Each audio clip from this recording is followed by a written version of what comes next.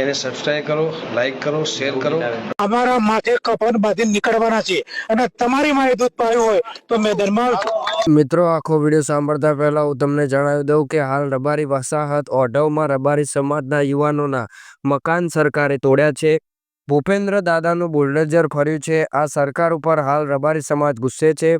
રૂપિયા આપવા વેચાણથી ખરીદવા તૈયાર હોવા છતાં એક જ નોટિસમાં ધોળા દિવસે ઘર તોડવામાં આવ્યા।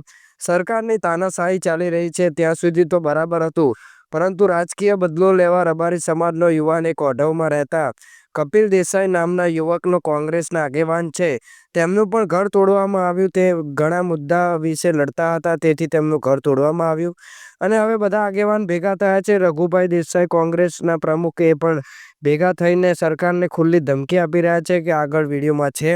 અને જેનું ઘર તોડ્યું આ કપિલ દેસાઈએ સરકાર વિરુદ્ધ કેટલાય મુદ્દા લડ્યા છે, પરંતુ તેમનું ઘર તોડી નાખવામાં આવ્યું, એ પણ કાયદેસરથી। હવે આ સાંભળો આખો વિડીયો। બધા આક્રોશમાં ગુસ્સે થઈ સરકારને ચેલેન્જ કરી રહ્યા છે। સાંભળો આખો વિડીયો। માતાને રખડતી કરી દીધી અને હવે આ માલધારીઓની પણ દશા તમે કરવા જઈ રહ્યા છો। તારે ખાસ કહું છું કે હવે અમે અમારા માથે કફન બાંધીને નીકળવાના છે અને તમારી માએ દૂધ પાયું હોય તો મેદાનમાં। અને આ તાકાતથી નહીં લડીએ આપણે બધા।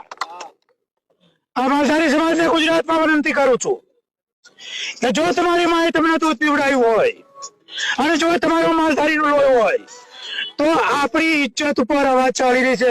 જાગજો, નકર ખતમ થઈ જશો। ઇતિહાસમાં તમારું નામ નહીં રહે। ખૂબ જાગવાની જરૂર છે।